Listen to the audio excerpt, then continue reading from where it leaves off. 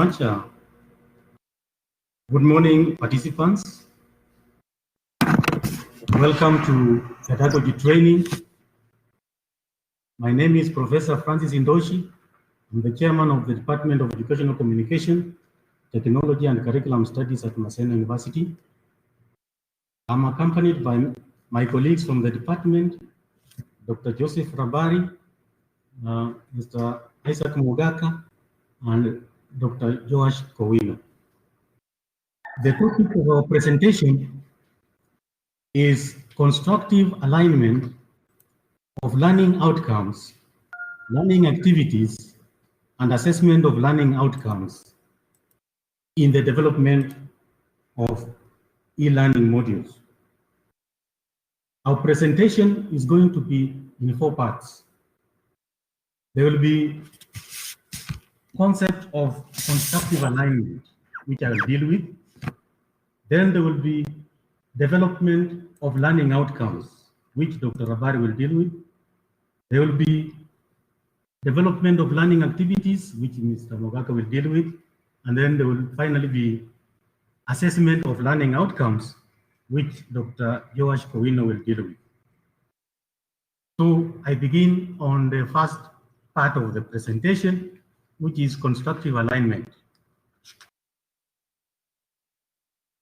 This is a new concept in pedagogy, which is very important in ensuring that learning takes place as intended. But by the end of this session, I will expect you to explain this concept and also to apply the concept of a constructive alignment in content development. The concept of constructive alignment is embedded in the outcome-based curriculum, which means starting with a clear picture of what is important for students to be able to do, then organizing the curriculum, instruction and assessment to make sure that this learning ultimately takes place. A good example in the Kenyan context is the curriculum, the competence-based curriculum, which borrows a lot from this idea. And the purpose of emphasizing this theory or approach is to move education process from mere acquisition of knowledge to acquisition of competencies or learning outcomes that are applicable in the real world. The concept of constructive alignment is based on the work of John Biggs, 2003. He calls the model constructive alignment, which he defines as coherence between assessment, teaching strategies, and intended learning outcomes in an educational program. The term constructive is used because the model is based on the psychology of constructivism, which is the idea that knowledge is constructed through the activities of the learner. It is not what the teacher does that results in the learning. It is what the student does. So the work of the teacher is to facilitate the environment for students to engage in the appropriate activities and develop meaning. The term alignment is used because both teaching and assessment need to be aligned to the intended learning outcomes. Now, in this model, we have 3 components that are important in the curriculum design. The first one is learning outcome, which describes to the students what they should perform after undergoing the learning process. For example, apply procedures, compare theories. The second element is learning activities, which refers to the experiences the student undertake to meet the learning outcome. And the third one is assessment, which is a measure of how well students have learned from the activities to achieve intended learned outcomes. Any academic program, according to the Q standards, should facilitate a balance. So right now, the only problem, Michael, please mute your microphone. Any academic program, as per the Q standard for programs, is to facilitate a balanced learning process, ensuring that students are able to acquire cognitive, affective, and psychomotor skills. In the cognitive domain, we'll be dealing with outcomes which involve intellectual tasks. In the psychomotor domain, we'll be dealing with learning outcomes which develop motor skills, such as performing operation on patients or repair of motor vehicles. And this, of course, is assessed through practical examinations. The affective domain will be dealing with the learning outcomes which deal with feelings, attitudes, interests, and values. So, when you are using the constructive alignment model, the procedure is as follows. 1, describe the intended learning outcomes using appropriate action verbs. The second one is create a learning environment using teaching and learning activities that require students to engage each verb. Thirdly, use assessment tasks that contain that verb, therefore enabling one to judge whether learning has taken place. For example, if the intended learning outcome is to develop writing skills, then the activities that you develop will revolve around writing, and the assessment will involve writing an essay instead of a multiple choice exam. The action verb in the learning outcome is the common link that establishes alignment between the learning outcomes, the learning activities, and the assessment of learning outcomes. So the idea of alignment is to ensure that there is coherence in the program. An example of a constructive alignment in a curriculum, for example, if the module is on evaluating and reflecting on your teaching, and the learning outcome is the students should be able to use a range of methods to gather student feedback. The learning activities might involve methods of gathering student feedback, or a project on collecting student feedback using a variety of methods. And the assessment will involve evidence of having received and responded to student feedback, or a reflection of the reflective statement of what has been achieved as a result of gathering feedback from students. It is important to ensure that while we are trying to align these three elements, we provide for feedback to the students at every stage. And this is important because it impacts on student learning, and it needs to be based and consistent with the learning outcomes. When we provide the learning opportunities, we may have to incorporate formative assessment, commonly known as continuous assessment, to ensure that we monitor the extent of the alignment of the existing three elements. Now, I would like to turn to the application of the constructive alignment in content development. To apply this concept, use a table or a spreadsheet to visualize the alignment within a subject.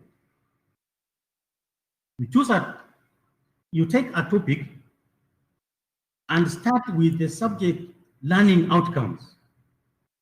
Identify the learning experiences, and then finally, identify the assessment that will meet the learning outcomes.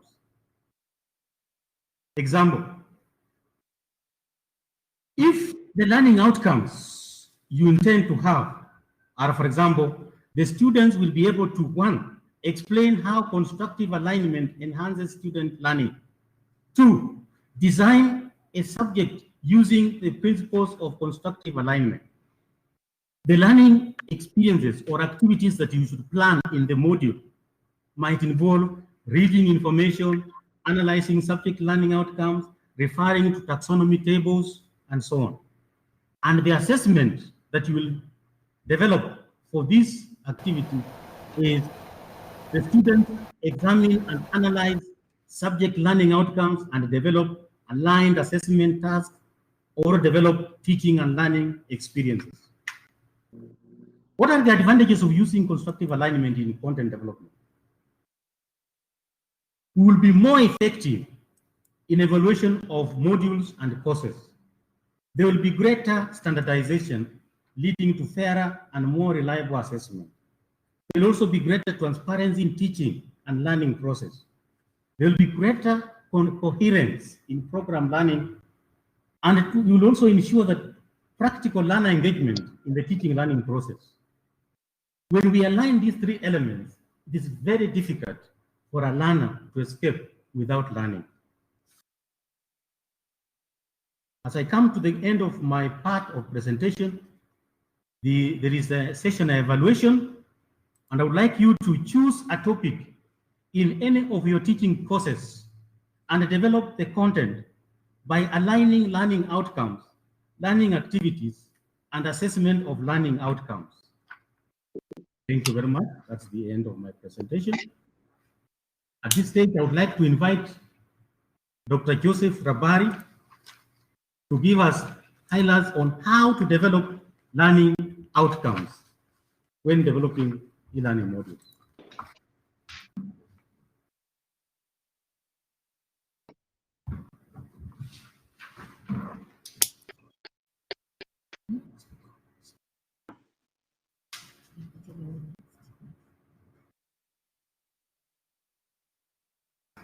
Okay, good morning once more, dear participants. Our next session, as you've been told, is about learning outcomes. As you are all aware, any serious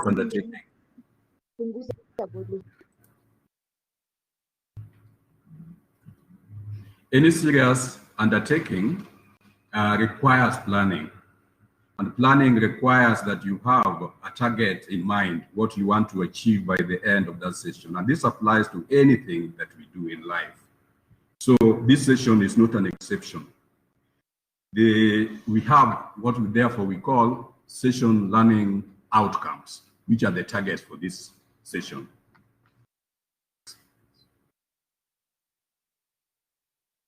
And our learning session outcomes are, by the end of this session, you as participants should be able to explain, one, explain the meaning of learning outcome, and two, construct appropriate learning outcomes. And because this session is about learning outcomes, I want us to begin by defining learning outcomes. You're with me, you're on the slide. Look at the first bullet, that is the definition. It's a statement specifying what learners or students should be able to do with the knowledge and skills acquired by the end of the class. That may be, for example, a lecture or a course, or by the end of a program. Examples may be to perform a surgery, maybe to set up a micro enterprise, in business studies, and so on. Learning outcomes have certain very important characteristics. Like number one, they focus on the context and potential applications of knowledge and skills instead of coverage of material. Although material or content is covered, it is not the main emphasis. The emphasis is what the learner will be able to do after learning that content or material. And good learning outcomes emphasize integration of knowledge, and it is contextual. For example, in the area discipline of medicine, it's relevant. It must be contextual. For example, dealing with, you expect the learner to be able to be competently manage tropical diseases, for example, which may not apply in other parts of the world. So the outcome you target must relate to the immediate environment of the learner. Another example is employment. Unemployment is a serious issue, and therefore it could, an objective or a learning outcome could be constructed around that area. Now, there are usually terms that also refer to targets. Things like goals, objectives, purpose. They are also used, and you will meet them. And you may need to know what the difference is between those and what we are calling learning outcomes, because they are all targets. Even learning outcomes are all targets. Now, the difference is this. A goal is a broad statement of intent or target to be achieved by the end of a program of study. Like if you talk of goals of education in Kenya, national goals of education, that's a very broad, and there are 8 if you have looked at them. It's a very broad target. Example is the goal of curriculum, PhD in curriculum studies program is to produce graduates with competence in the development of training programs, policy analysis, and research in the field of curriculum. You can see how broad that is. Now, a purpose is also broad. It's broad, but not as broad as the goal. It is derived actually from a goal. And usually in our case, like what the template that CUE has given us, it applies to courses. While goals apply to programs, purpose applies to courses. An example, this course is intended to equip learners with the knowledge, skills, and attitudes to apply quantitative and qualitative techniques and procedures in educational research. And you need to note that main difference is while the goal and purpose are statements that communicate what the program or the lecturer intends to achieve, learning outcomes, on the other hand, target what the learner should be able to do. And that's a very important difference. There is another silent difference, and which is also equally important. And that is, learning outcomes have the connotation of commitment. So when you talk of learning outcomes, you are committed to achieving it. So you must assess at each stage of the teaching or learning process, you assess to ensure you are on course and the objectives, the learning outcomes are being achieved. I compare it with the use of shall and will. I will, I shall. So I will, I'm committing myself. And so learning outcomes actually commit our efforts to achieving the intended goals. Then the purposes. Why do we need learning outcomes? There are many reasons why we use learning outcomes.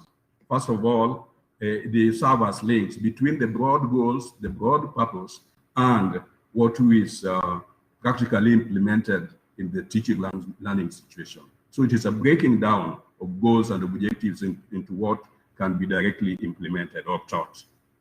And because of this, we're also saying that it helps us set targets and set performance standards.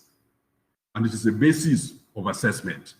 Remember, if you didn't have a goal, you didn't have learning outcomes that you target, then at the end it may be very difficult even to assess, because you assess with the aim of establishing whether what you set has been achieved. Yes, the other important there are many purposes, purposes I say, but I need to take note of the motivational learning.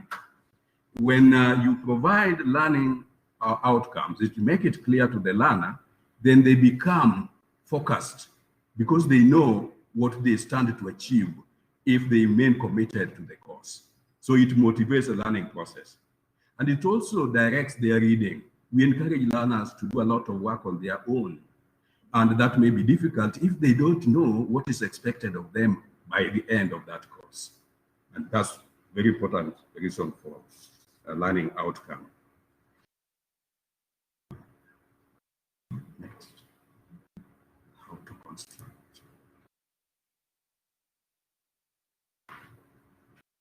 How to construct learning outcomes. There is a procedure, very important, that you need to follow when constructing learning outcomes. The first step that you need to do to ensure is to consider program goal.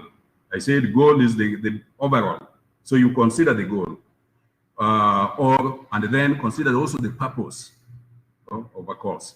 Then translate the goals or purpose into more specific short-term targets that can be achieved within a lecture session, a course, or a program. What I referred to earlier as breaking down the program or goal into manageable or implementable units. Learning outcomes usually have four important components, and that is time, audience, okay, the person targeted with the learning outcome, the targeted behavior, and the standard of measurement, standard of performance. And it normally reads in this manner. By the end of maybe this course, now that by doing that, we have specified the time.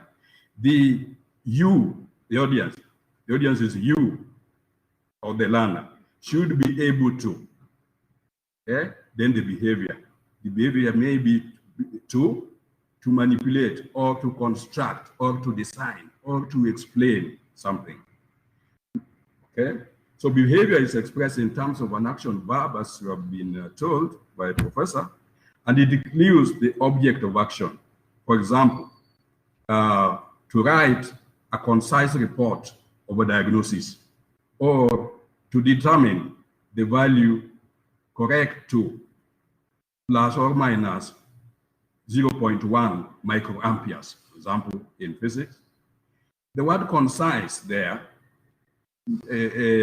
reflects the standard of performance. Okay, it should be precise. So those four components are very important. But in addition, we need to consider what we call Bloom's taxonomy when selecting appropriate verbs.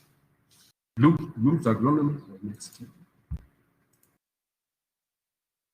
Okay.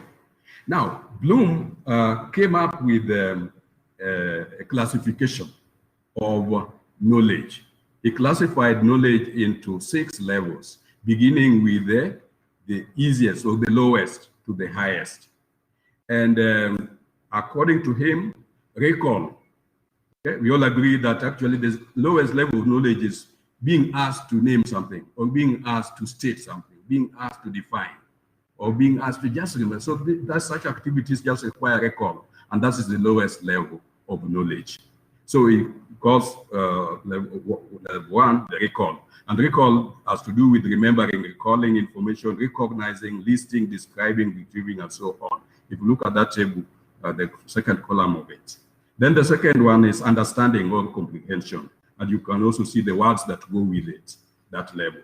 The application, using information in another familiar situation, and so on.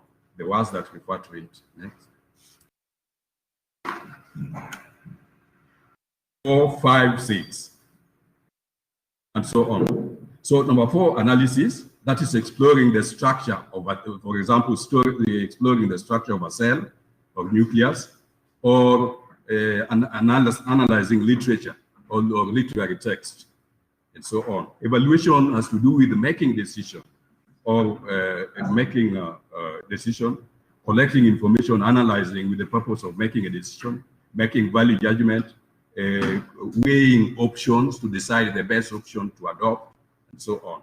Creativity is considered the highest level on Bloom's taxonomy, and it involves coming up with the new things, creating new things, novelties, innovations, discoveries, new products, like designing new antivirus or new vaccine, as is the case at the moment, designing new equipment, and so on.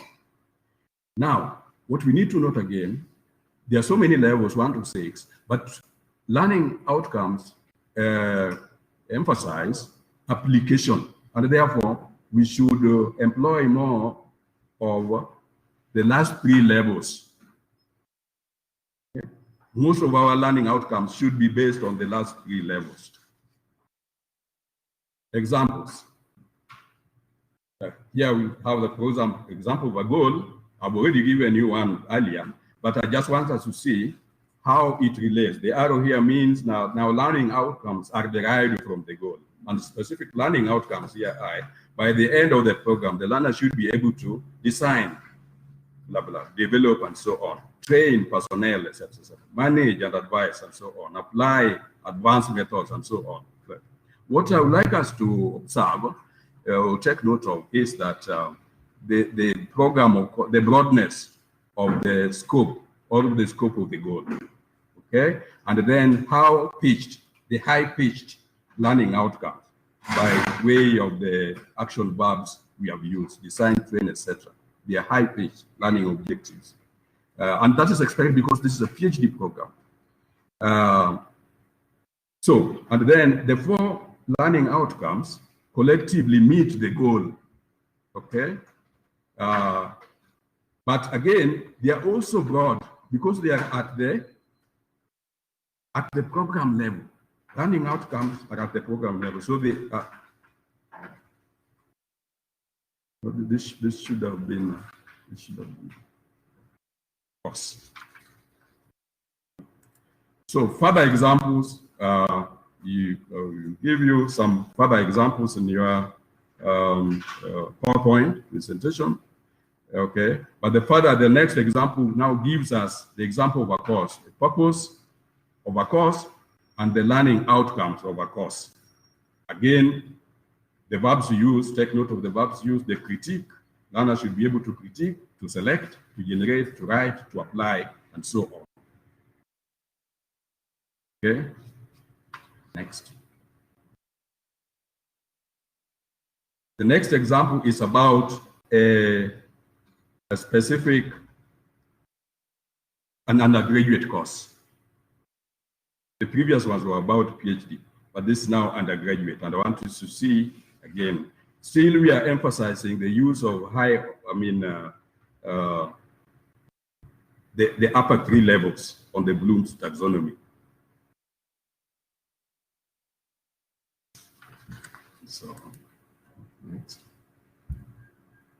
We have gone down also to give you some examples of a topic. Even a topic you are teaching or lecturing should have learning outcomes. And I've provided there some subtopics within a topic called Resources for Teaching Physics. And you can see the learning outcomes designed to achieve those the purposes. Okay. So those are topic level learning objectives. All absolute verbs again are high-pitched. But now the question is, suppose we are emphasizing high-pitched from undergraduate to PhD. What then would be the difference? Now, we are limited. The words we can only use, we cannot create more words than those which exist. But it's possible to still increase the level, because you can now skew, as you move towards from undergraduate to PhD, you now skew them more and more towards creation, towards creativity, okay? More and more towards the last 2 levels, okay? And also, note that the meaning of these action verbs depend on context, okay? And the nature of the material you are teaching, the content you are teaching, will also determine the level, okay? Like when you are saying, in physics, for example, you to explain the working of a thermogun, for example. That is different from explaining, for example, the theory of relativity. The word is explaining, but the contents are different. So that makes them also different levels. Okay. The affective domain. Now you notice, yeah, the taxonomy of Bloom we have just described is about cognition. It's about knowledge. But you all realize that knowledge is not enough. There is much more that we need to have. You may know something, but you can't use it. Okay, maybe because you are not interested in using it. And therefore, that takes us to the taxonomy called the affective domain taxonomy. And these cater for special courses that address professional conduct or ethics. Okay, they are also designed. They are also catered for through the design of learning activities, which you will be taken through after this. Okay, like the cooperative learning. Okay, cooperative learning, having learners work together, maybe discuss issues together. By that act of discussing things together, they learn to appreciate one another. They learn to listen to one another. They learn to love one another, which you cannot get from the content. Okay, so that is the way in which the affective domains can be achieved. And if you look at it, the lowest level is receiving. Okay, and receiving, one of the ways of receiving is listening, and listening to a colleague talking or contributing to the discussion. Next. Even with the cognition plus affective domain, still we would be inadequate because we would be lacking the psychomotor scales. The act of doing, using the limbs or hands to make something, maybe to do experiments, to design and to construct something. Again, of course, we are using knowledge, but it's another skill here, which you call psychomotor skills. And these are best learned through practice. Okay, so psychomotor skills refer to use of hands, parts of the body to accomplish tasks or manipulative skills. They are critical in physical activities such as constructing models, carrying out experiments with precision, performing medical operations, etc. Okay, and for this, now what we are calling the psychomotor.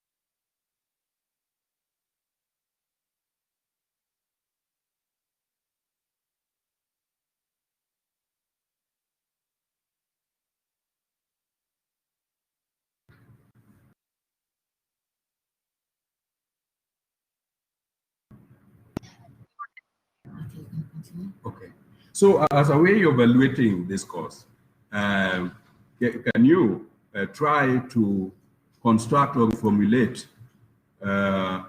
appropriate learning outcomes for each of the upper 3 levels of Bloom's taxonomy?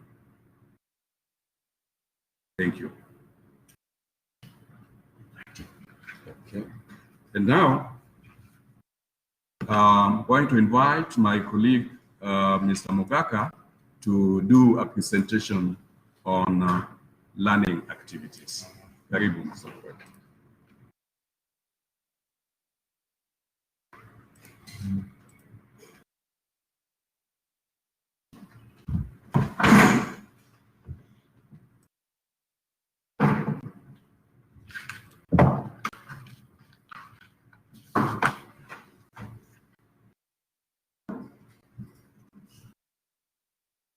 Thank you, Dr. Abari. Yes.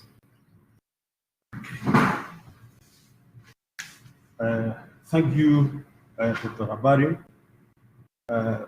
My part is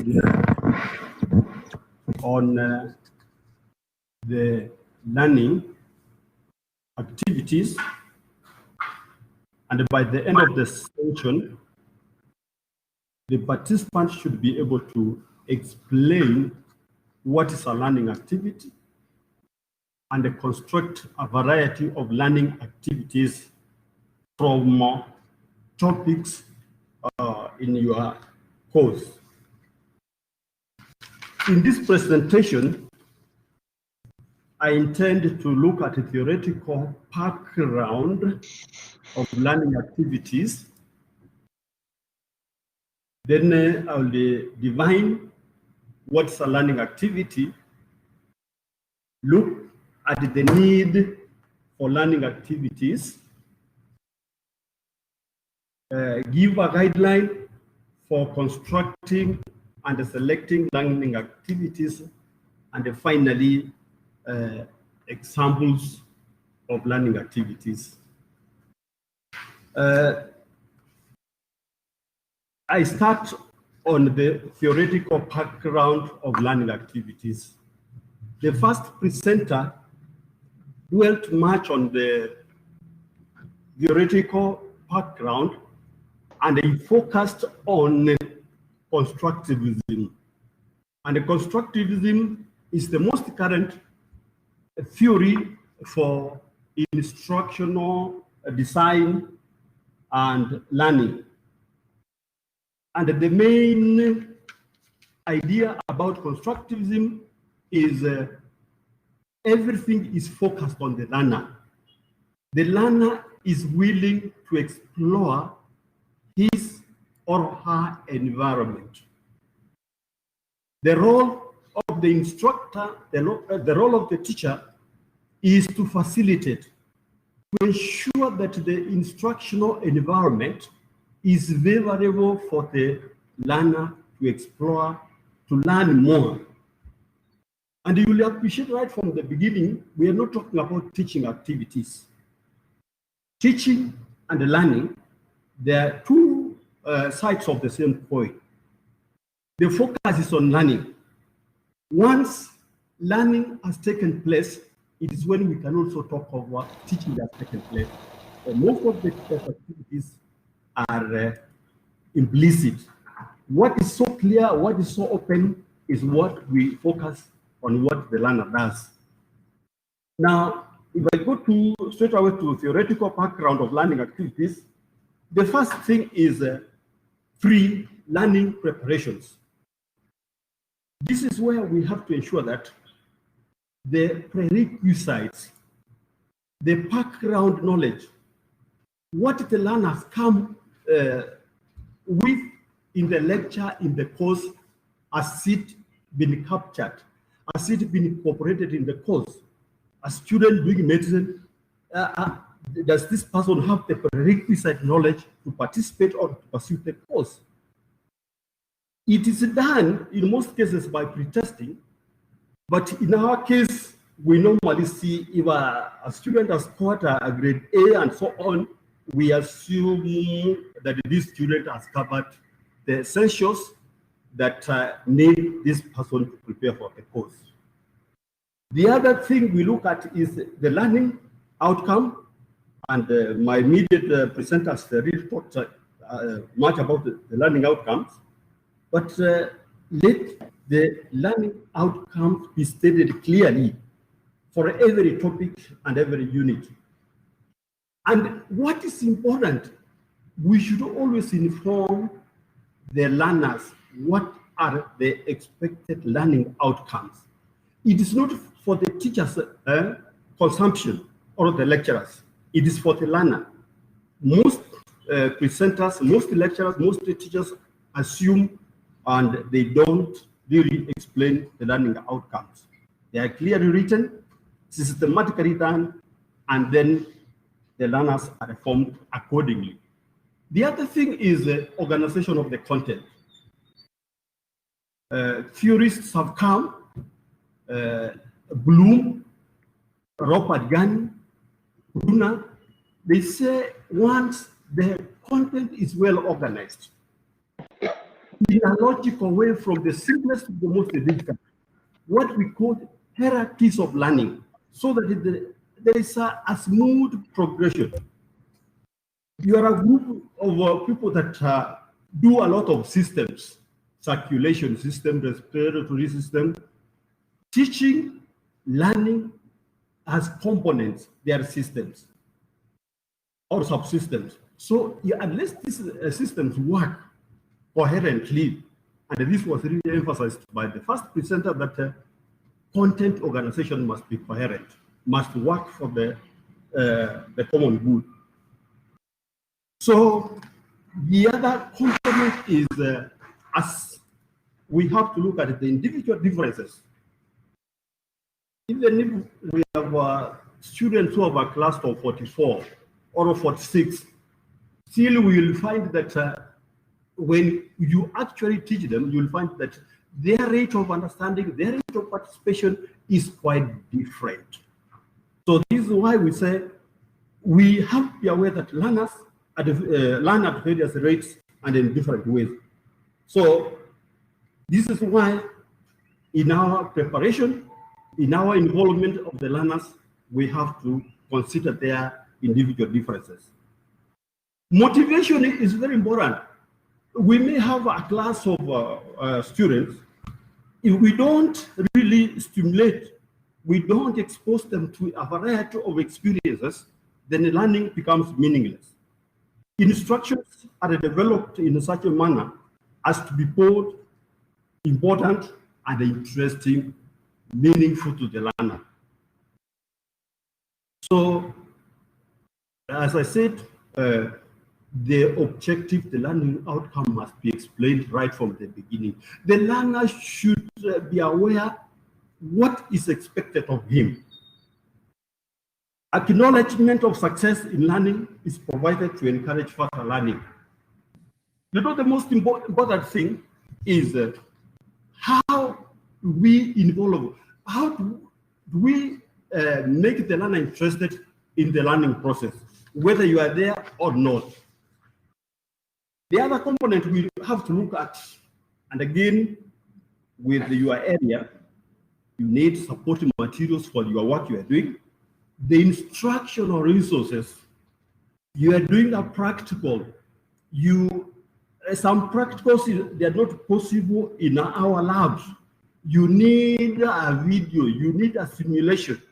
And this is why we say that even those videos, they must be carefully selected and systematically integrated to support activities in your teaching learning situation.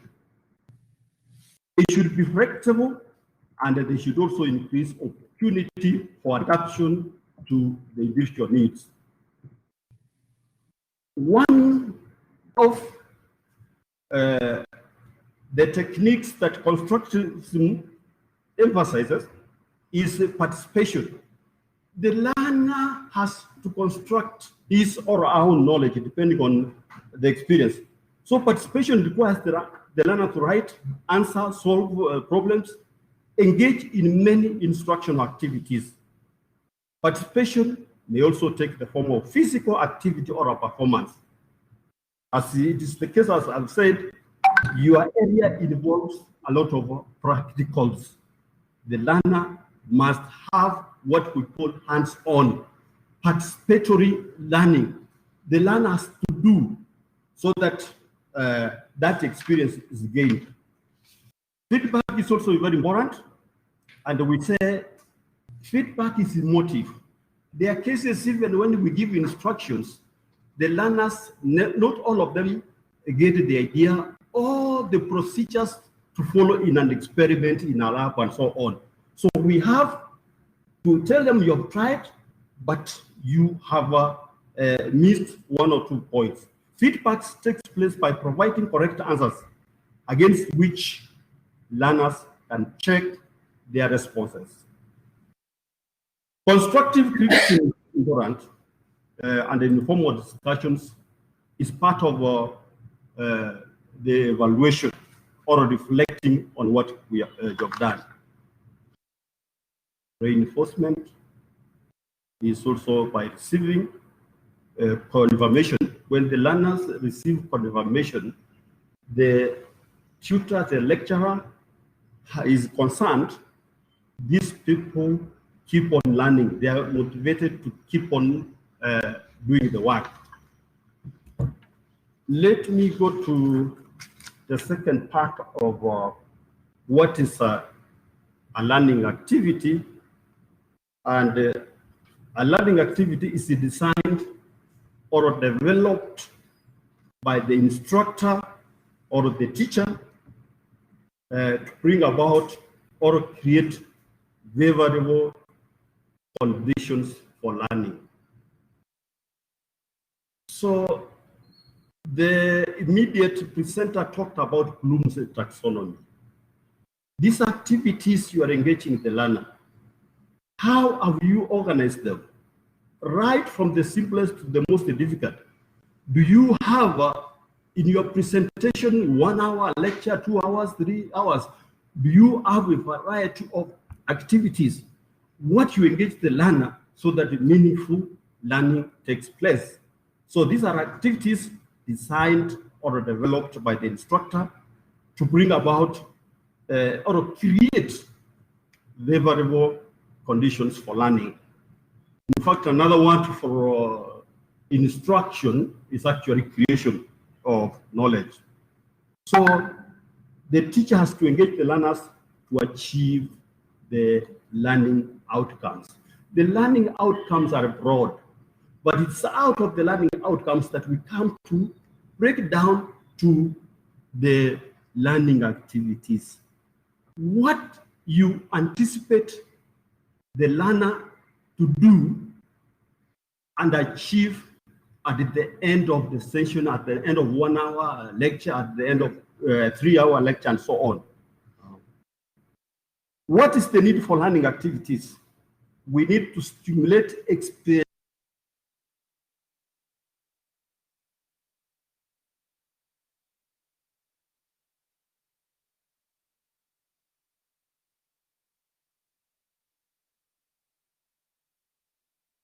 Hands-on activities are very important, and your area is your area of provision is very important. That experience through experiments, through other activities is very important. Let us stimulate the experiential learning. We have also to encourage conceptual thinking. Sciences, technology, and others, many subjects, they deal with concepts. And once the learner is given favorable condition, right from the basics to come up with a concept is very important. Let us help these learners to form a concept. The other purpose is to prompt learners to engage in the learning. They are active, they are not passive, and this is why we need the learning activities. We also need them to interact. There are what we call the interactive events in a presentation or in a learning environment. The learner can interact with the media, the learner can interact with the colleagues, the learner can interact with the facilitator. We have to make sure that we exhaust all those interactive activities. It is also a good guideline for selecting. We need to select and arrange them in a hierarchical or in a logical sequence.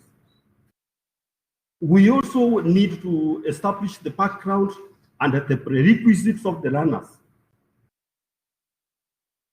We also have to what we call the prerequisite level of the learners, the age, the motivational level, and so on. The topic, even when we are doing the same course, same program, we may find that topics, the level of complexity is not the same for all the topics. So let us analyze And this is why we talk about context analysis. We see how difficult is the content and how do we cater for the individual differences. Because currently we are talking about inclusivity, we have to take care of all the learners who are participating.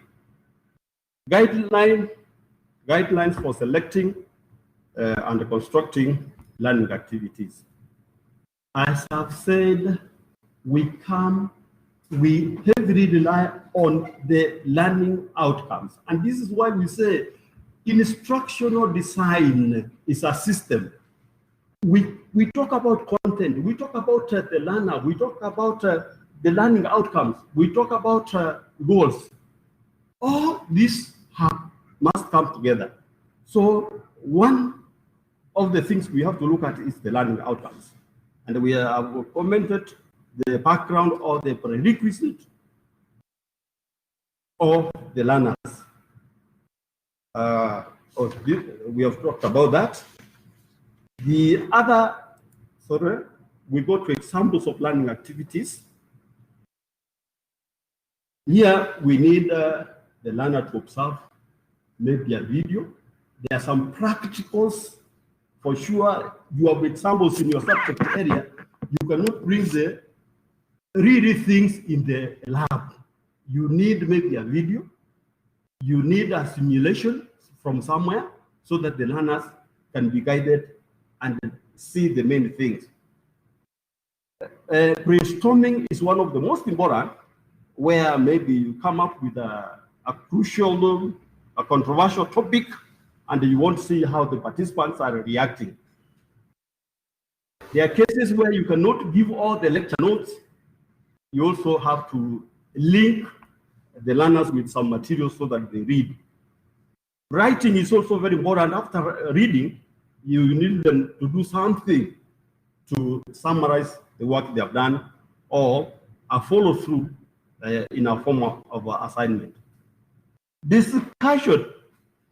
In constructivism, cooperative learning is very important, where learners share ideas, they exchange ideas, and it has very many advantages because the learner has to respect the views of the others. There are learners who are unable or who shy away speaking in a big group, but when you put them in a group of two, a group of three, they are very creative. That's when you realize that these guys have a lot of ideas. And that's why the constructivism theory is saying cooperative, encourage. And when you have an activity, ensure that each member has a role to play. There is a chairperson, there is a recorder. If there are 5 members, there are 10, ensure that each member has a role to play. You can also give them a topic to do research on their own. Role play is related to stimulation, but it can also be done in a classroom situation. Experimenting, this is what we expect the physical sciences, schools of medicine and others to do a lot of experiments so that the learners are able to experience, they are able to participate in the real situation. As a follow through, I'll ask you to construct learning activities from any topic of your course and arrange them in a logical order from the simplest to the most difficult. Construct appropriate learning activities from any topic of your course or your program. Thank you very much. I take this opportunity to invite Dr.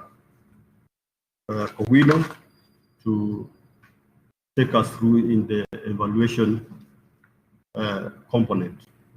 Welcome, Dr. Kowino.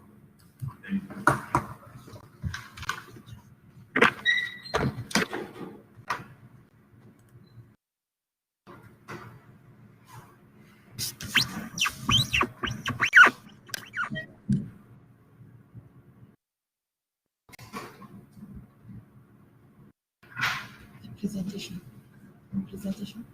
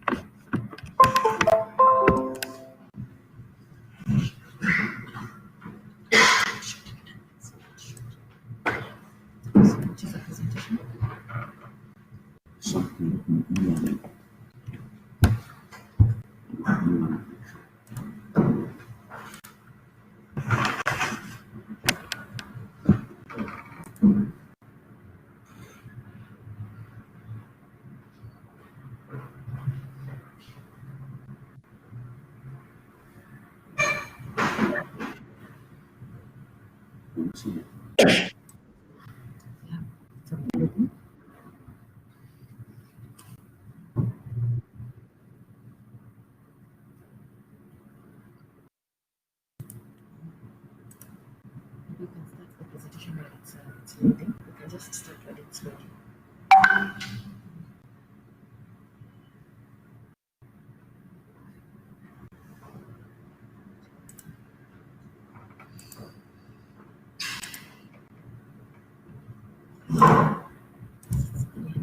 This one. Put on a code. Yeah.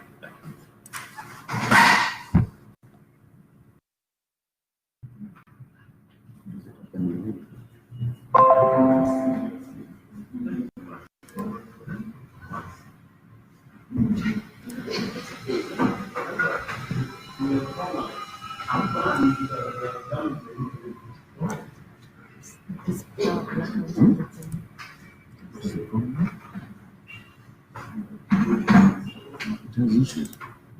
No, we're having power blackout on off. You can see. Yeah, you're there. So you can just set it up, set it up to the presentation. And you can see.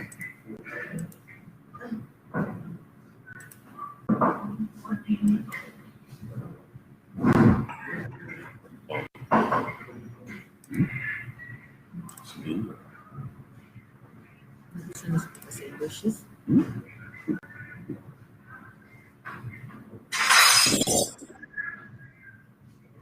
Yeah. You can see. Yeah.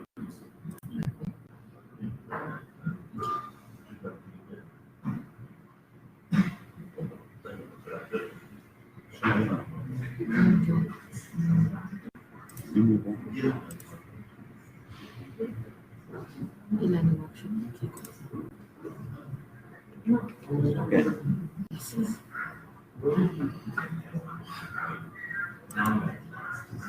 Make it on. Why then it's that?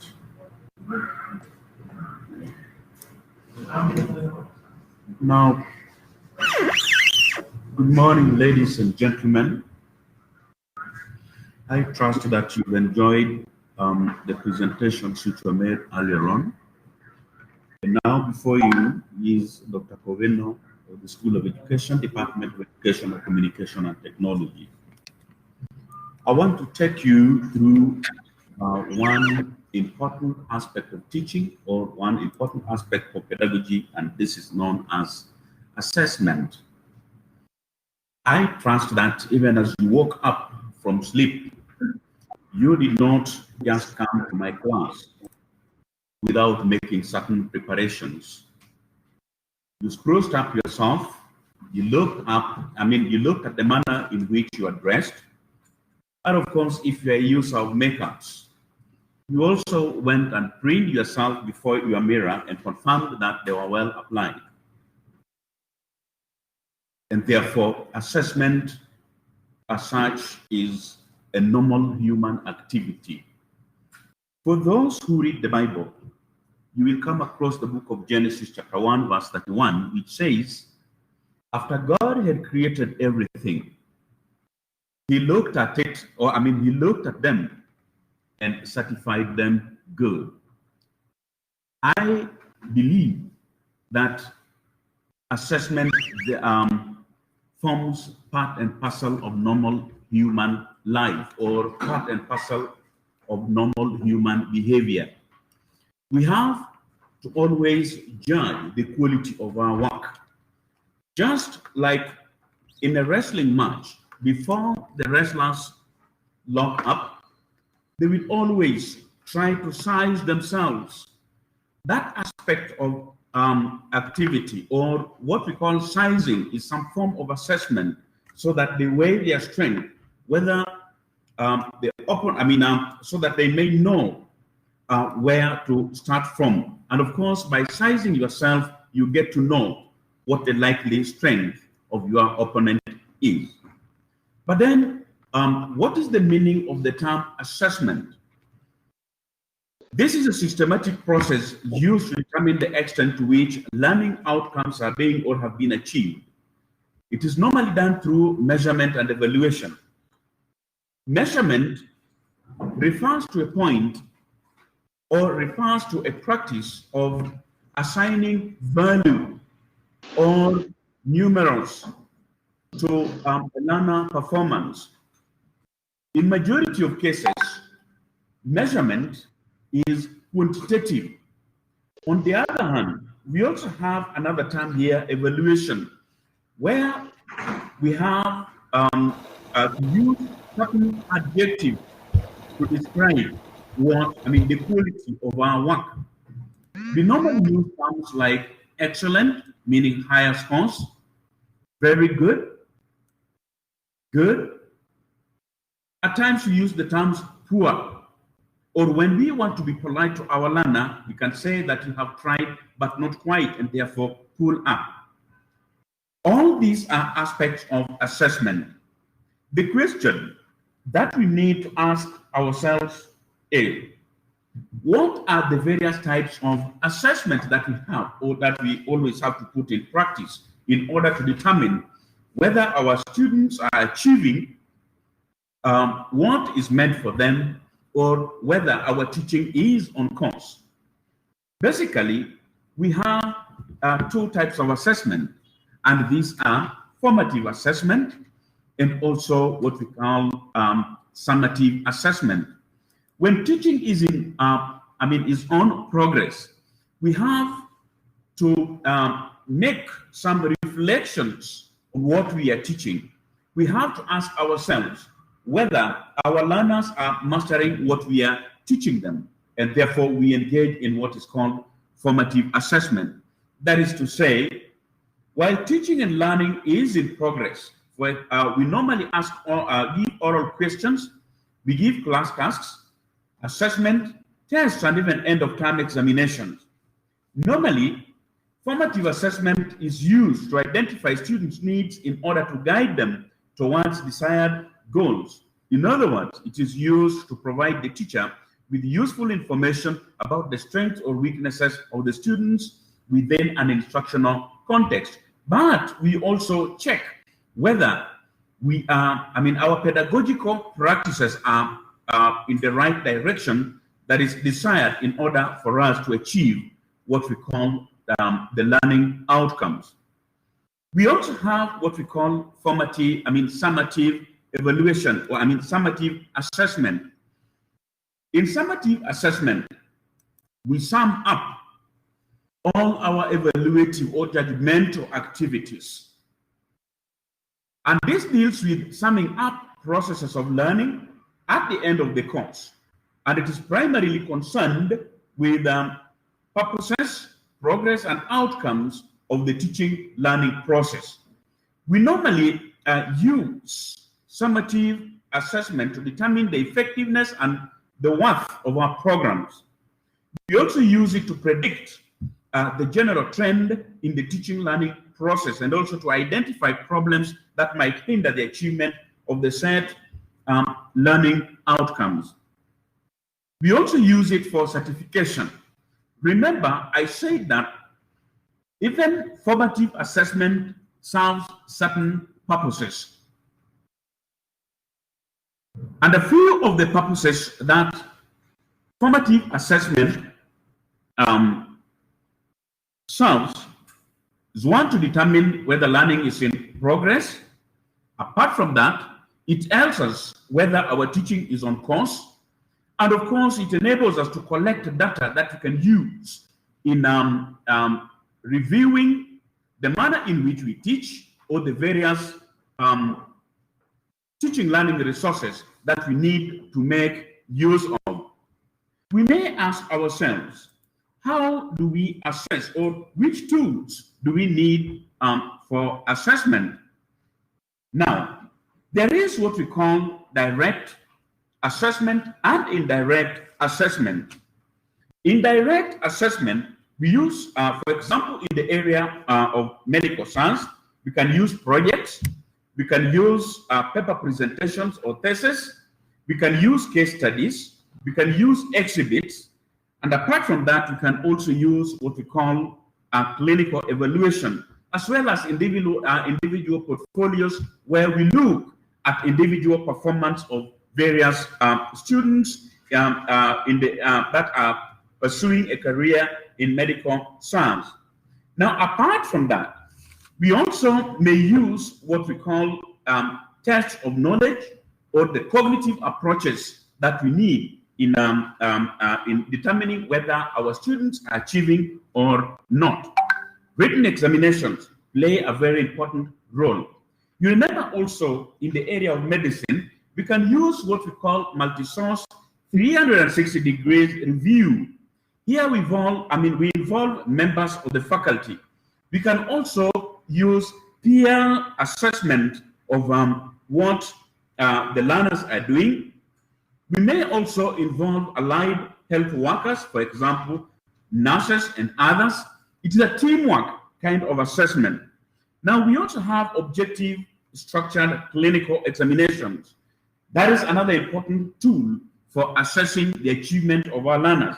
And of course, at times we use it even in assessing the professionalism that is involved in the area of medical science. We may also use patient assessments, where we give the questionnaires to evaluate our performance as medics, either in the course of our studies or even when we are through with our studies and we are either on internship or we have been posted to various health institutions to discharge our duties. We may also have what we call simulations, where we have actors.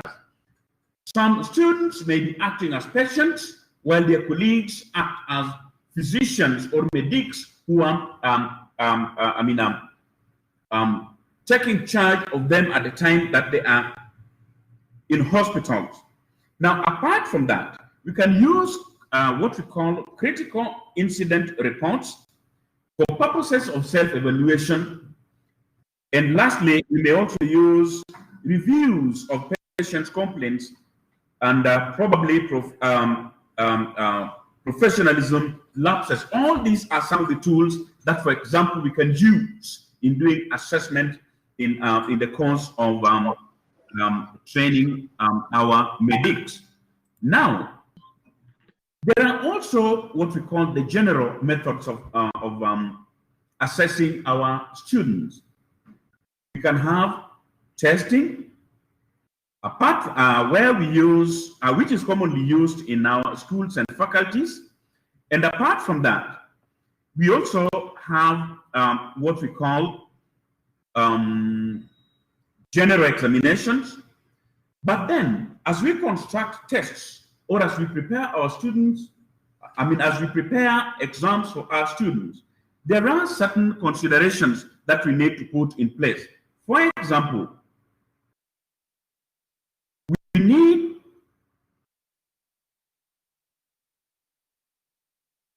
need to define the learner's tasks as completely and clearly as possible, ensuring that the tests that we have will measure the intended objectives or outcomes. We must write the terms clearly. It serves no purpose coming up or constructing a test that has vague terms. Apart from that, we must also restrict the subject matter that is to be covered by the question that we are to present to our learners. It serves no purpose.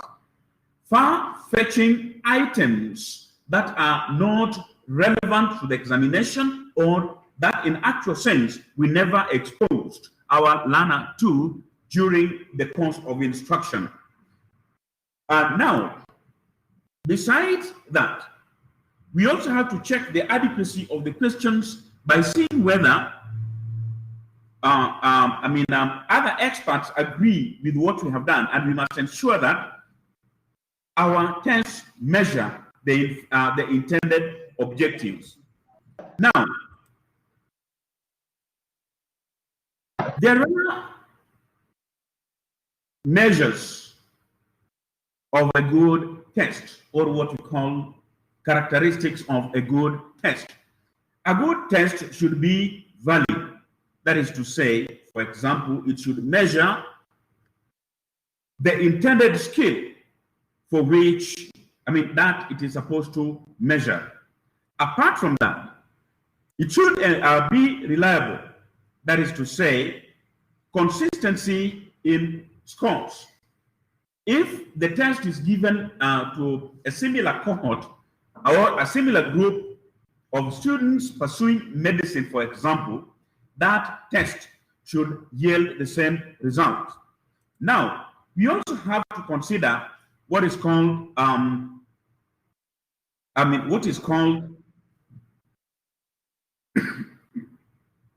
objectivity. Thus, the freedom from subjectivity in terms of judgment. The test must be as free as possible from bias. Added to that, the test is supposed to be discriminative, putting each and every learner in his or her right place. And lastly, we look at the test in terms of its usability. That is economy in terms of time, economy in terms of what we call resources that are used in administering that particular exam. Now, we have various types of tests. A test can be objective, and the objective tests are also of different types. We have the matching type, we have the multiple choice types, we also have the supply types. They allow objective tests have their weaknesses as well as their strengths, as listed here in the slide, which soon I will post to you in your various emails or maybe websites so that you can go through them at your own pace. Now, whenever we are constructing tests, we must bear in mind what we call the taxonomies of educational objectives. In instruction, these taxonomies enable us, to be as comprehensive as possible, and it is what enables us to give our tests the good characteristics that I mentioned earlier on. That is objectivity, usability, reliability, and so on. And therefore, I take you now to what is called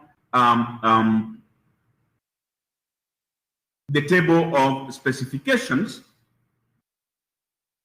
where we have to look at how our tests should be constructed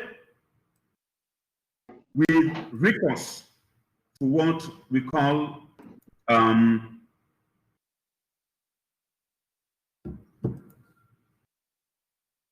the taxonomies of educational objectives.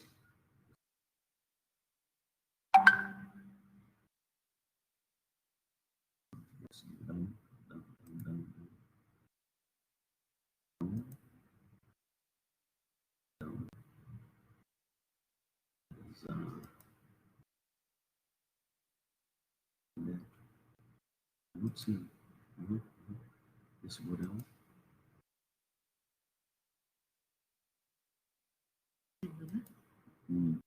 Looks like a table. What is slides are in? Then yes.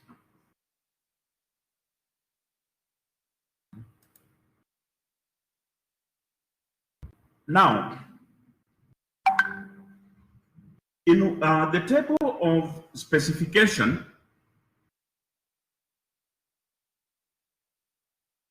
we have to look at the various levels of learning that should guide our testing. For example, in Bloom's taxonomy, we have three levels of objectives. We have what we call the cognitive level objectives, the psychomotor, as well as the affective domain objectives. Under the cognitive domain objectives, we have the following 6 levels. Knowledge, which involves recall of specifics and universal or recognition of facts, terminologies, dates, persons, or general practices, for example, in the area of medicine. For example, skills that are required in diagnosing a problem or a disease that a patient could be having. We also have comprehension, which measures understanding, application of knowledge, analysis, synthesis, evaluation, and the creative level, of learning. Now, whenever we want to construct a test, all these levels within this taxonomy must be put into consideration. Now, let us look at what we call the table of specification.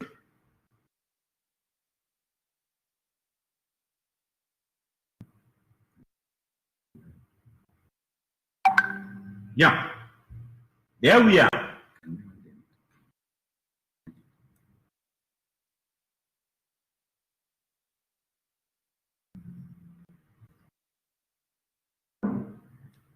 Good. This is how a table of specification looks like.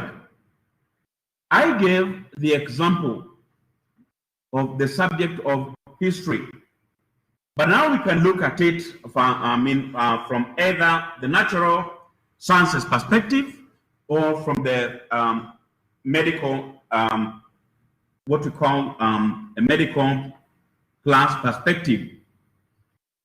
We have, for example, introduction, you can to history, but here you can give an example of introduction to human anatomy. Now, under the various levels, for example, knowledge, you can have one question. You may ask a learner, for example, to define human anatomy, and there we also have what we call scores. It can be 1 mark. But first of all, we have there the number of items, where we have 1 knowledge item. Comprehension, if you look at it, we can, for example, bypass it. Then application, we may have 1 item. We may also have items that requires analysis, for example, ethical issues in the area of medicine, synthesis, and then we have evaluation. And we can award scores there, depending on the number of questions that we gave. Now, we can use that table to enable us to place our test items within the various levels of knowledge that we are, in which we are testing the learner. The table will advance with the course content. Remember, in the teaching learning process, we always begin from the simple items to the very complex ones. The simple items refer to those that may appear to be automatic, the very obvious ones, because we begin with the learner from what he or she knows as we move to what in Latin is referred to as terra incognita, that is, the lands unknown. Otherwise, assessment under normal circumstances is the gist of sound pedagogy. Why am I saying so? Whenever we are teaching, we teach at 3 levels. There is what we call the reactive level of teaching, where we put in place or we prepare for teaching. We may also alternatively refer to it as the pre-operational level. Just like before, maybe you sit down to deal with a patient, you require a room. In that particular room, you must ask yourself, what do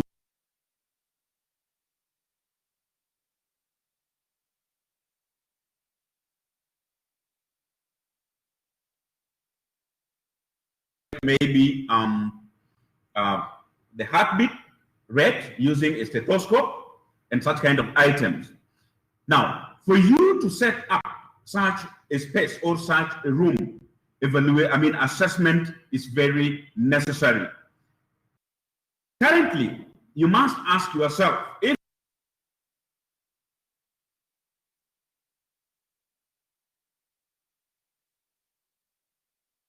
infection with the COVID-19, you must think of the kind of protective gear that you need. That is an aspect of assessment, but this is done at what is called reactive level.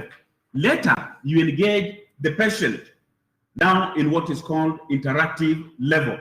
You ask the patient, where is your, what is your name? Where do you come from?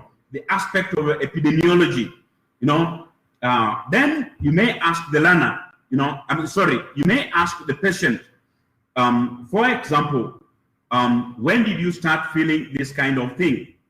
For how long? And the like. That is now at the interactive level. And then maybe you can give your prescription, take this. You may even as well prescribe some exercises and so on. All these, activities operate within what we call the reactive, interactive, and reflective levels of assessment. Otherwise, I trust that you've enjoyed our lesson. It is short though, but you can always interact more by you either calling me directly on number 0724677173, or you can always get more information from me by you contacting me through my email, kojoash@gmail.com, or just walk to the Department of Educational Communication Technology and Curriculum Studies, and you will always find me, so that we engage more in this particular exercise. Thank you. A good assignment, especially in pedagogy, is always like what we call a lady's bathing costume. Number 1, it is beautiful. Number 2, it is attractive. And number 3, it covers only the very vital parts of the body. I trust that my lecture has covered the very vital parts of what you may need in as far as knowledge of assessment is concerned. Bye-bye, and God bless you.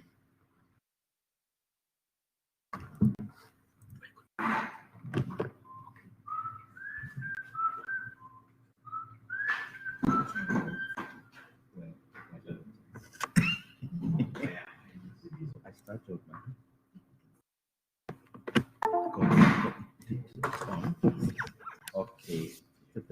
Thank you very much. Good morning.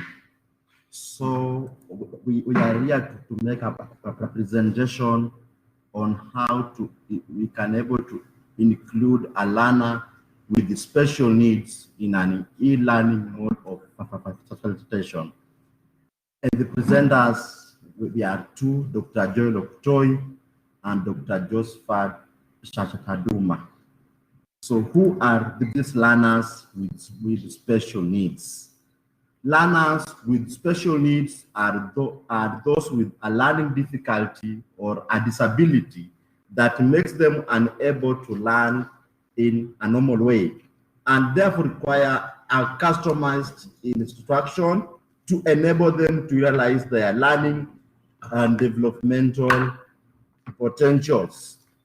Let us list some of the examples of those learners with special needs. One, we have those learners who have difficulties with hearing, whom we call learners with hearing impairment. Number two, we have learners with difficulties to see, we call them learners with visual impairment. Then we have learners with physical and health impairment, learners with intellectual disability. The others have difficulties to learn. We call them learners with learning disability. Then we have some learners with emotional and behavior disorders, learners who are gifted and talented, learners with autistic spectrum disorders, learners with deaf blindness, among others. However, for the purpose of e-learning, we shall be able to focus more on two groups of learners. We shall focus on the category of learners with special needs. In this mode, we shall look at learners with visual impairment and learners with hearing impairment.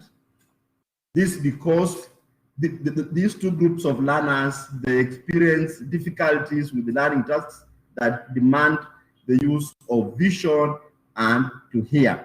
Hence, the need for appropriate adaptations during the facilitation process for them on the e-learning. Then, the main thing we should do for these groups of learners, we have to adapt the way we present our content. Key is to adapt where it involves use of assistive devices for learners with visual and hearing impairments. In addition to the provision of related services from the relevant people who may be necessary as you teach.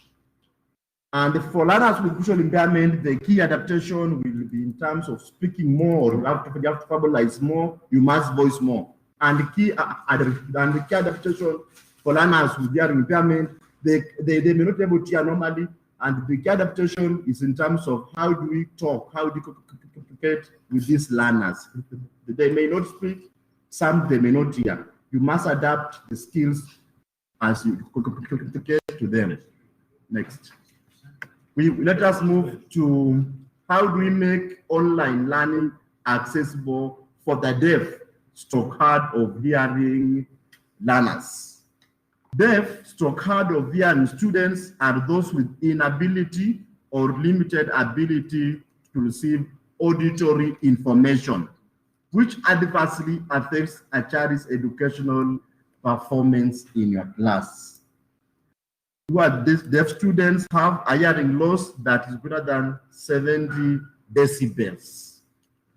And the amplification of speech range of 125 to 4,500 cycles per second may not help them at all, meaning they cannot learn as you speak, meaning we must present that content in another mode for them to learn well.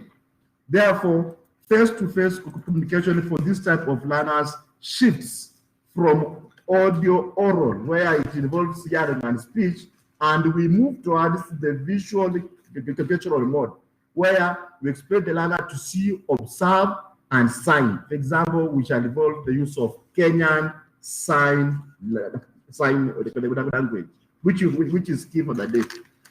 In a virtual learning platform like the e-learning, the deaf students who are bilingual, meaning they can use KSL and written spoken language like the written English, they can read the content online just like the hearing learners in your class. How do we enhance accessibility? Next. How do we enhance accessibility to e-learning for facilitation for our learners who are deaf, stroke, hard of hearing. We have various ways in which we can ensure as the lecturers who teach these learners, they access the e-learning platform with ease. Number one, we use captions. In captioning, it's the process of where we could convert the audio content of a television podcast, webcast, film, video, CD, live event, or another production into text, and we do display the text on the screen or on the monitor. Normally, this happens on the TV stations where the presenter is presenting, and there is some captioning that is running down the presenter. For these learners to benefit well in the presentation that is audio in nature, the sound is changed into text, which is then displayed to the students as the activity is on. For example, as you are teaching, as you speak, as you teach, we should have captioning down there on the screen. Number two, we can use we can do virtual learning process. Virtual learning, for example, we can use Zoom, which is very common nowadays, webinar, and Google Meet, etc. When the online facilitation is through virtual media and the lecture is in spoken language, the deaf student will depend on Kenyan Sign Language interpreter, which is this is a very important person as you teach the deaf. You may need him to change what you are speaking in voice into sign language. And the interpreter is highlighted or focused on to amplify the visual acuity of the what you are speaking into KSL. The speaker, in this case, who is the teacher or the lecturer, you must maintain eye contact with those learners. Very important. When you are teaching all those learners, whether hearing or deaf, it is important you maintain eye contact with the learner. Why? See, this is very important because it will allow our deaf students, they can be able to read your lips as you speak. They can read your visual expressions and your language, which is very important. So you must maintain eye contact. Number three way in which we can enhance accessibility to e-learning, you can use assistive devices like the hearing aids. We can use assistive devices next. We can use that assistive devices like the next. We can use the assistive devices like the hearing aids, which will amplify the speech for those who are hard of hearing. Number four, we can also use online content. We can use online content as we teach these learners with hearing impairment. The students with hearing impairment, they can benefit much if the content is sent to them in advance. If the content is sent to them in advance, and this will enable them to familiarize with themselves with what is to be taught, and this will make them to read such materials just like the other normal hearing peers. So it's important before you go for another lecture that you ensure you have to avail notes for the deaf student in advance. Very important, very, very important. Next. Also, next we can also the speaker or those lecturers, as you teach any of the classes with learners with hearing impairment, you should pace the way you speak. You should not speak very fast or very slow. Why? This will allow the sign language interpreters to target what you are trying to speak so that they can change into sign language for the deaf child. Very important. Then when a deaf student maybe asks an question in class or seeks information, the focus should be on the student who is deaf while listening to the interpreter interpreting the spoken language. The lecturer or speaker should address such student directly, not indirectly. When you are speaking to the deaf, you don't ask the question through the deaf. You address the deaf student using his or her name. And also, in the same way, the sign language interpreters should not be saying he or she is saying like this. But if that happens, that question, the qualification of the interpreter. The deaf student and the interpreter are two rolled into one. NB, not. It is very important as you teach the deaf one, ensure we have visual cues. We have visual cues like pictures, visual aids. You ensure the learner is actively able to participate in the classroom through the discussion program on the e-learning platform. The child must participate through the e-learning platform on the discussion forum. As the lecturer also, you must use total communication approach, where you use any mode of communication to make sure the child is able to learn like any other. Otherwise, I'm saying thank you very much. I want to welcome the next presenter, Dr. Josephat Oshetaduma, to continue. So thank you. So if you are going to reach us anytime, you can reach me or Troy on 0726 989854. Thank you.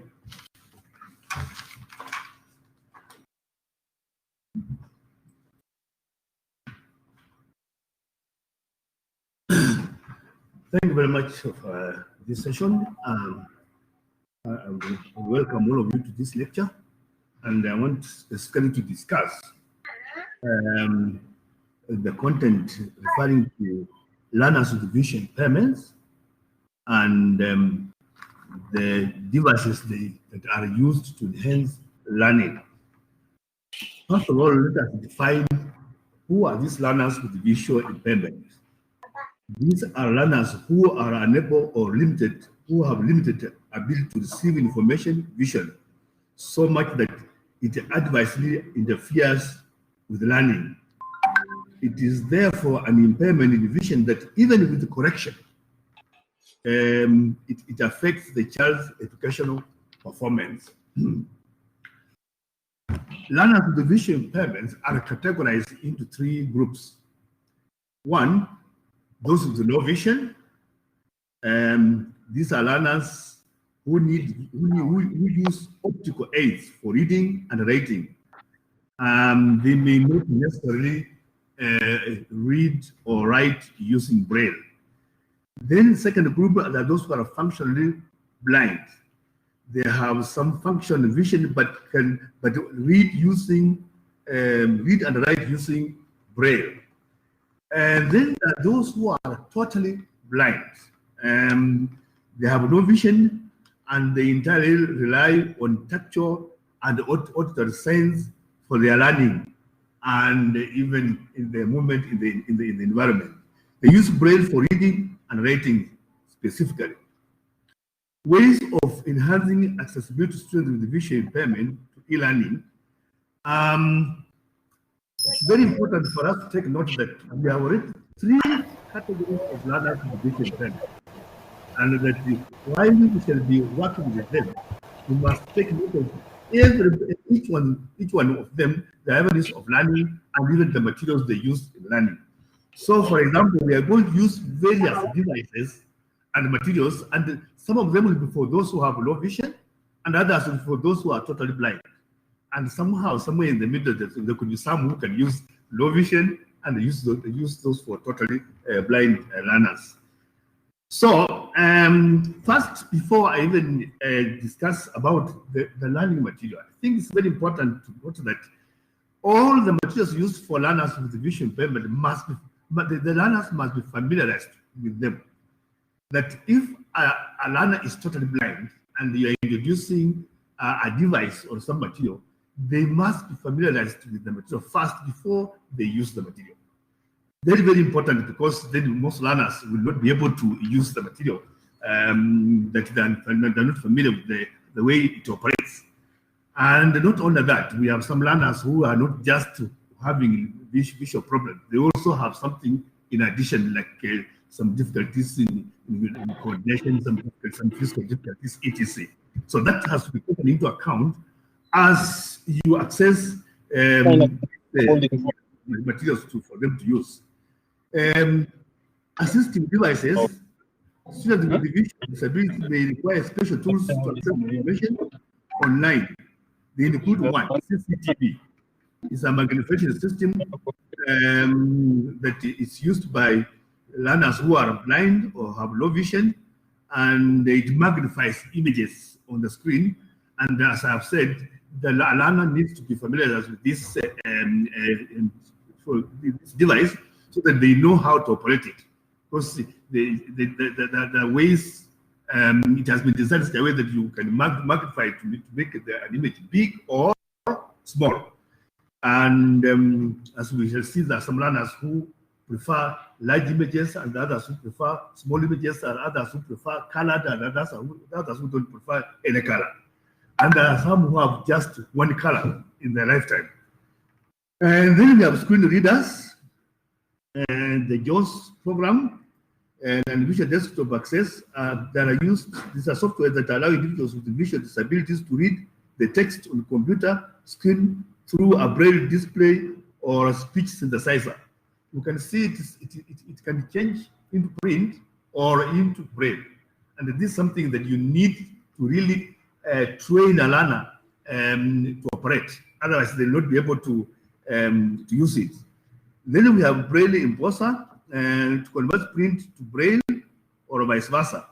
It is very important when you are giving notes.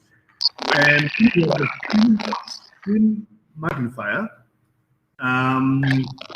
typically designed for learners who have low vision. Then you will magnify, others you may make the notes. Okay. You may modify or you may make them small. There are some using very small letters, using very big letters. You can see very big images and that is images. So it's just an assessment to know, find out which one the learner may be able to be comfortable with. Then it's sound amplification. You know, a learner who is visually impaired has lost the sense of vision, and this learner depends on the domain senses. For example, hearing, touch, smell, taste. It is very, very important that if he's using some materials, some devices that are adapted in a way that the learner is able to hear what is the content. And that it's also very important for the learner to be assessed, to find out the hearing level, because we could be having a learner who may be having hearing problems and will not be able to use the sound amplifier very well. Then we have got online contents. This can be sent in advance to students to give them adequate time to familiarize themselves with what is learned. This also depends on the learners. As I've said, we have got the low vision and the totally blind. So if you are sending content online, you should be thinking of which content are you sending? Are you sending those for the low vision or those for the totally blind? Then tactile learning. Learners with vision impairment learn through touch. The main avenue of learning for those who are learning. Learning resources as much as possible should be allowed for tactile exploration. And as I've said, in a good program, this kind of program should begin very early so that they're trained and they're sensitive to their touch system, so they can be able to read by touch. It's not just assumed that you can touch and read. There's a system of doing that. The use of readers and note takers assist learners with vision impairment with reading and note taking. A number of learners in programs where they were learners with the vision impairment. Some of them have readers who read for them text, and they write in print. And it's very important that you familiarize yourself with the system, so that there are advised when and how to do it. Because of course they cannot do that in the classroom. Then we have tape recorders, a very important element of a device that is used by learners with the vision impairment. They record their notes. They can read the letter when they have left the class. They can actually even record the exams. They can record conversations, and then after class they can be able to revise or go through what has been learned in the course of the day. Thank you very much for this time, and I think next thing is for them to be trained thoroughly in the use of these devices. So thank you so much. Now we can have a time of question and answer. I saw Grace had asked a question. So the experts are here, and they'll be able to pick questions and answer in line with the presentations that have been made. So if you have a question, just unmute your microphone, then you can ask the questions, and then the experts will be at hand to answer. So Grace, we can start with the question that you had asked. Chat imekuwa mrefu, I think imepotea kwa hiyo chat, but you can unmute and ask the question. Eh? Okay, good morning. Good morning. Yeah, I'd wanted to clarify, are we supposed to have learning outcomes for our courses? Yeah, like there we have MCS 604, 602, and then now, I mean, learning outcomes and objectives for every, I mean, the course generally, and then now we come down to all the topics and also have learning outcomes for that, or how are we supposed to go about it? Okay, so let me welcome Dr. Rabari to answer that.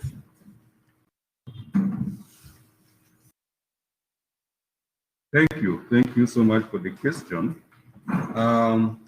In my presentation, I gave learning outcomes for program and for courses. I even went down to the topic. Yes, ideally, that's the thing.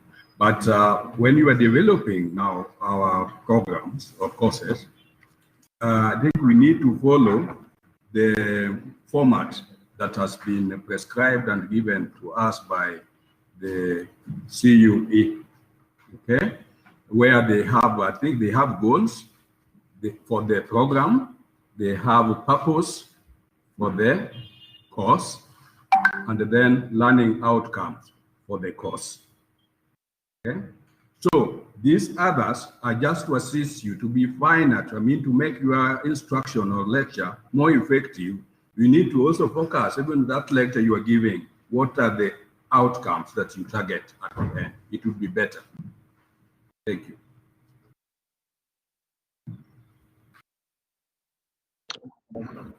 Thank you. So maybe Grace, I can put a rejoinder to what Dr. Rabari has said. If you looked at our course framework, the one that we shared, you have to put learning outcomes for each topic. So you're going to have the course learning outcomes, and then at the end of each topic, you'll also have to define the learning outcomes for each topic. That is what Dr. is referring to when he's talking about the lecture, the lesson, the topic. You also need to define the learning outcomes at that level. Okay. So any other questions, please? Now, allow me to ask, well, it's not really a question, but an observation. Yes, Dr. Moto. This is Dr. Omoto. Now, the way our medical courses are, you would notice now among the faculty members that in the year 1 and year 2, we have a lot of, in the Bloom taxonomy, classify as recall and understanding levels in year 1 and year 2, particularly in human anatomy, the basic sciences, and year 3 becomes somehow an interface an interface where now you are moving. We seem to be moving from recall, understanding, and applying some of the knowledge to now understand disease and some part of year 4. But now coming from year 4, things we learned from year 1, year 2, year 3, now we seem to be applying and analyzing. It seems rising in hierarchy as students come from year 1 going towards year 6. In the presentation, however, I did not see the recall understanding, particularly in evaluation, lies, and yet a lot of the questions we ask to the students involve part of that. And I saw so much conversation circulating around analysis, evaluation, and creativity for the PhD students. Maybe was it Dr. Joash or Mogaka who was giving that presentation? And Joash, on a light note, you've created quite a bit of conversation, which is interesting among the public chat. Thank you. Thank you very much, Dr. Normally,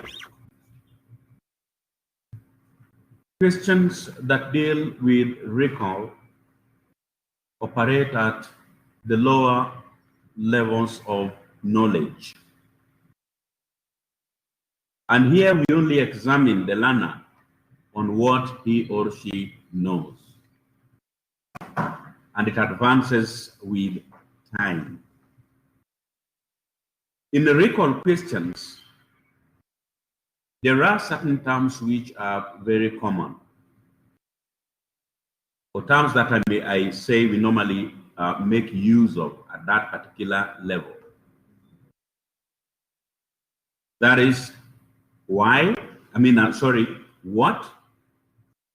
when, where, which, and who. If you look at the content of what you want to teach, in majority of cases, you will begin with what? For example, defining certain terms or the basic terms, like in the area of medical studies or medical science. This level only forms the introductory part of what you are dealing with in pedagogical practice. But then it advances with time within the various levels of the taxonomies that I highlighted on, and that my friend Dr. Rabari also dealt with. We only want to determine, or we want to know what the learner has mastered at the basic level. And I say that we always start from the very simple concepts as we advance towards the complex ones within the ladder of the cognitive domain objectives. Thank you. If you have more questions, please, you are free to raise them. Hello? Thank you, Joash.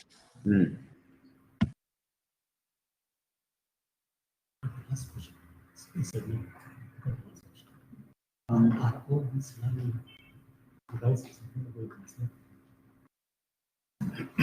Last question. Austin Mulama, please. Are all these learning hearing devices available for us in Maseno? Hearing or visually learning? And this Learning. you can learning and hearing devices. It depends on the needs of the learner. For those who are profoundly deaf, they require sign language interpretation. Then those who are hard of hearing, they normally come with the hearing aids. But if they require one, it can always be provided. Optical Speaker, kindly move closer to the microphone. We can hardly hear. Okay, thank you very much. Thank you very much. Thank you very much, Madam. Okay, thank you very much, Bernard Awonda. In Maseno, we do what we know is we do have various needs of our learners with special needs.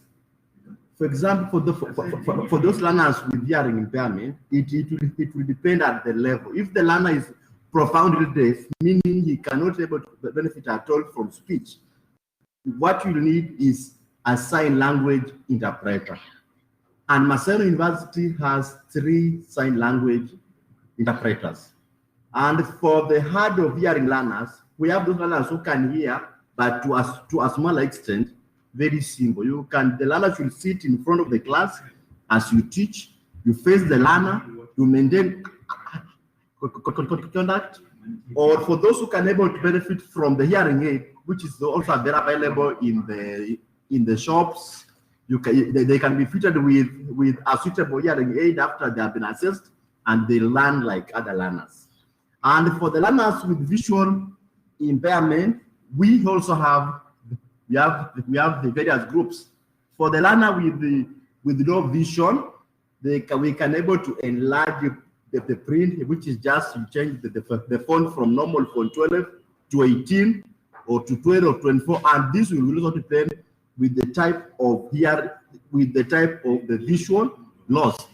And for the learners with the total visual loss, who are normally called the learners who are blind, we shall normally use the NVDA, which is free online. You just download the NVDA and we install in the laptop of the learner so that every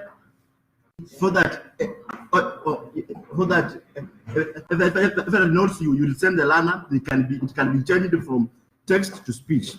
And when you are teaching in the class, the learner can be able to record the notes.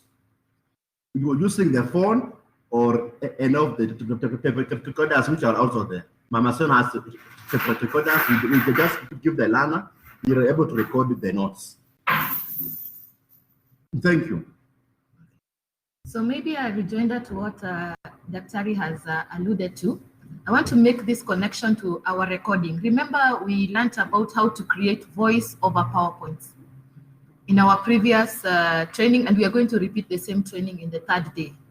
So now you see the value of multimedia, even in terms of supporting the learners with special needs.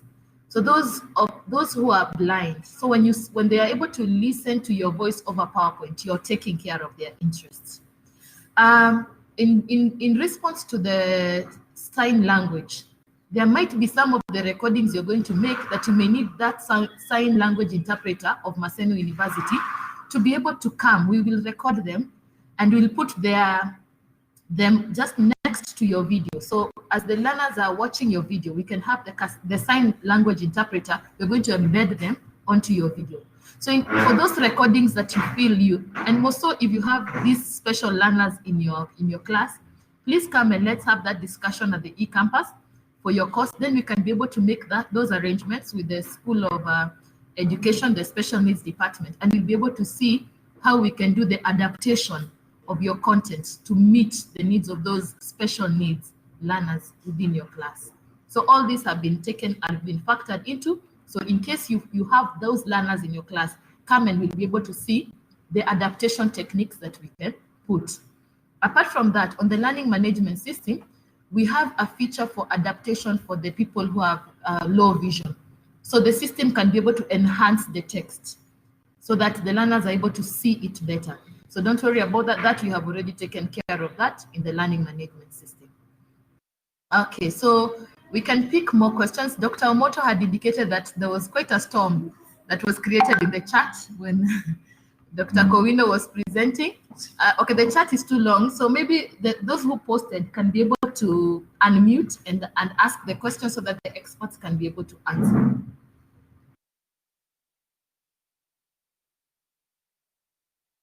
Okay, so Dr. Willie says, thanks to COVID-19, we got a chance to go through pedagogy. Yeah, that is good. That is good. Thank you so much, Dr. Willis. Okay, go ahead, Dr. Omoto. Yeah, just before this thought is lost, you remember last meeting we had said the face-to-face consultation would take place. Was it Wednesday? Yes, it will take place on Wednesday. It's on Wednesday. So I just want to clarify that the secretary will be opening 5th floor, so the boardroom will be available on Wednesdays in the morning. So the secretary will be there for. So Barbara, I think you can have access to the boardroom so that faculty members could come for consultation there. Was it between? Sorry, Doctor, we lost you there. What time was that? What was the recommended time?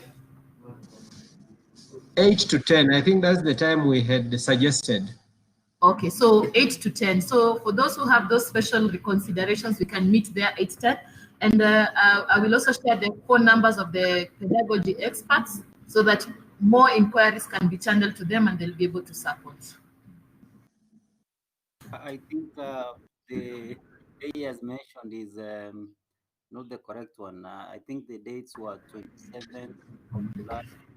We can't hear. We cannot hear. Please jaribu kuongea na sauti kidogo. The date for face-to-face consultations, as I remember, were 27th of July, 10th of August, and 17th of August. Yeah, we can have several. We said we can have one day a week. That is okay with us. So we can spread it, but we can spread it across the weeks as we continue to develop your content. So Dr. Kowino wanted to respond. Dr. Muto, how are you?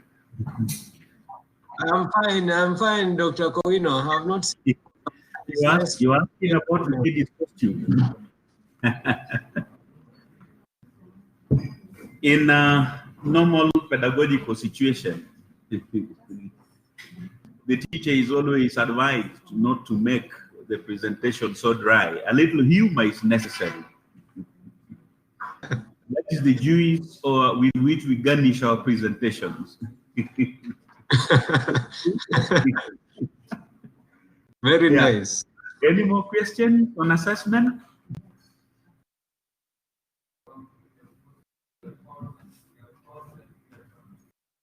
Hello? Any more questions on assessment?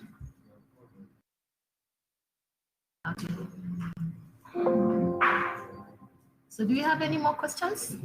Or do we reserve the questions for the sessions, the face-to-face sessions and the personal one-on-one?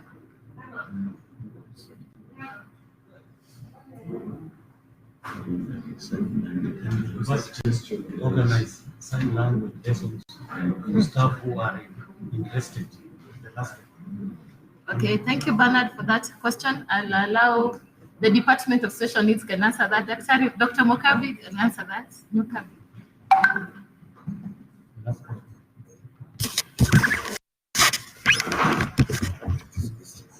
And the university organize sign language lessons for staff who are interested. Okay. Thank you. Bernard, you had asked a question on whether the university can organize sign language lessons for staff who are interested. We are in the process of developing a certificate course that can cater for the needs of everyone who is interested in learning sign language. So soon you might enroll for the course. Thank you.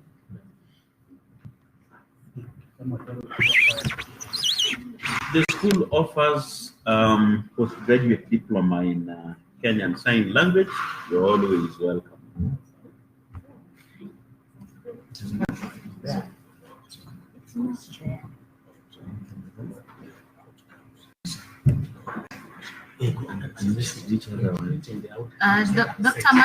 Dr. Angela, hello, Doctor. Is Dr. Angela with us? Yes. Okay, so I think we're about to wrap up this session with the pedagogy experts. I've recorded the session and I'll attach it so that those who missed out can benefit from whatever was discussed during the session. And then tomorrow, Wednesday, we still have the one-on-one. As Dr. Moto has said, we're going to be at the School of Medicine boardroom. And if there's going to be any concerns that relate to pedagogy, I'll always ensure that the right expert is, the information is channeled to the expert so that the expert can support that individual as we are developing content. As of tomorrow, as of yesterday, I have enrolled most of you in the courses. I am yet to receive allocation from 2 departments. I'll share the information on our WhatsApp so that those HODs can supply the information so that everyone starts developing their content. I hope by now you have access to the courses you're developing on the platform. Please confirm after this session, then we can always post any questions regarding to the courses. If you don't have any course on your dashboard, I'll be able to sort it out. Barbara, just confirm that we are still doing our online training session tomorrow and Thursday. Yes, I confirm we are going to be doing our online training sessions tomorrow and Thursday. I didn't get you. Yes, we will. We will have our sessions tomorrow and Thursday. And we'll focus on the learning management system on uploading content. And then we will revise the session on recording. Okay. Voice over PowerPoint. Okay. So,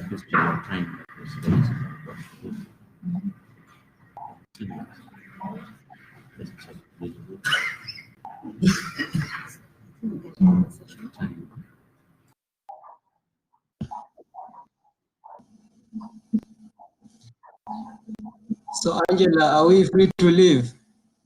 Yeah, please. Yeah, we are free to leave. Let me end the meeting now.